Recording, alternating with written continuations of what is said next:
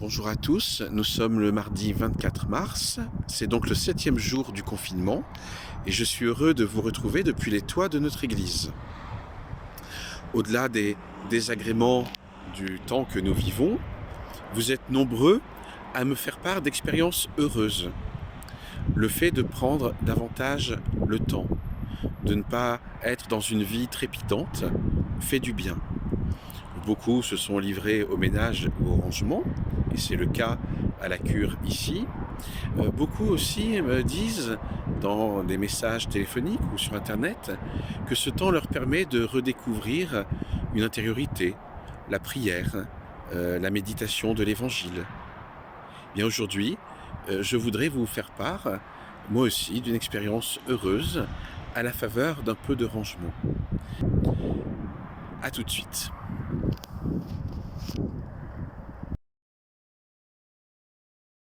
Un peu de sport fait toujours du bien aux articulations. Je vous emmène au rez-de-chaussée de l'église. Passé la porte se trouve un cagibi qui n'est pas un chef-d'œuvre architectural, mais c'est là que j'ai retrouvé il y a quelques jours un sac de pommes de terre que j'avais stocké pour l'hiver et aussitôt oublié. Et c'est ces pommes de terre qui vont nous aider à méditer aujourd'hui. Alors que j'aurais normalement dû me débarrasser de ces tubercules qui avaient germé et pleurer sur ce tragique gaspillage, il m'a semblé discerner dans ce spectacle muet un je ne sais quoi de très actuel. Ces germes, de près de 50 centimètres, témoignaient qu'à mon insu, dans l'obscurité de cette pièce insignifiante, se livrait sans doute depuis plusieurs semaines une lutte silencieuse pour la vie.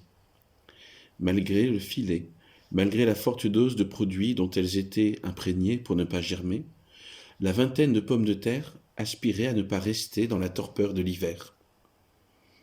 D'une simple pomme de terre, amas d'eau et d'amidon, la vie semblait vouloir jaillir avec une force inattendue. N'y avait-il pas là une manifestation du fameux élan vital dont Henri Bergson a fait le centre de sa philosophie ? N'étant pas botaniste, il m'a paru intéressant d'en savoir plus.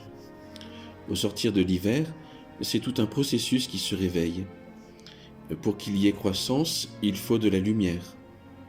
La germination est la quête de cette lumière, pourtant inaccessible en ce lieu.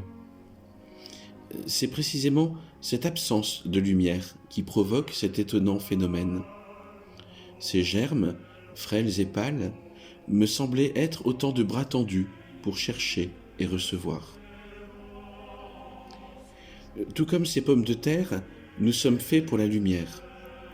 Il y a, comme inscrite en nous, cette recherche de ce qui est grand, beau, vrai.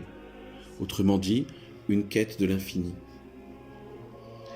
Parce que nous redoutons les obstacles, la réaction la plus habituelle est le repos.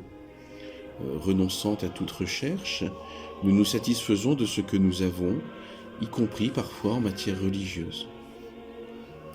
Il y a aussi son corollaire, qui est une forme de confusion qui nous fait prendre, par exemple, le reflet pour la lumière, l'agitation et le changement pour la véritable dynamique. Autrement dit, qui nous fait diviniser ce qui n'est qu'humain et terrestre. Henri Bergson n'était pas chrétien, mais il avait été fasciné par les grandes figures de la mystique chrétienne, voyant en elles le refus absolu de toute stagnation. Nous pouvons nous dire que, sans être de grands mystiques, nous sommes tout de même un peu plus que des pommes de terre. Et parce que nous sommes capables de Dieu, selon le mot célèbre de saint Augustin, nous ne pouvons renoncer à la lumière, ni nous contenter d'une fausse et rassurante simplicité. Dans ce combat, refuser d'avancer, c'est déjà reculer. La tourmente dans laquelle nous plonge le coronavirus nous révèle nos limites et celles de notre monde que nous imaginions volontiers impérissable. Et cela a de quoi déstabiliser. Le bilan sera sans doute très lourd, mais l'obstacle qui se présente à nous peut aussi être l'occasion d'un dépassement pour refuser de subir un prétendu destin. Si ce temps est celui du dénuement, réjouissons-nous. S'il nous rend plus pauvres, ne doutons pas que c'est pour nous permettre de trouver la seule vraie richesse, cet unique nécessaire dont parle Jésus, lui qui nous a dit qu'il était la lumière du monde. C'est sans doute là la grâce de l'instant présent. Elle nous attend, ne la manquons pas.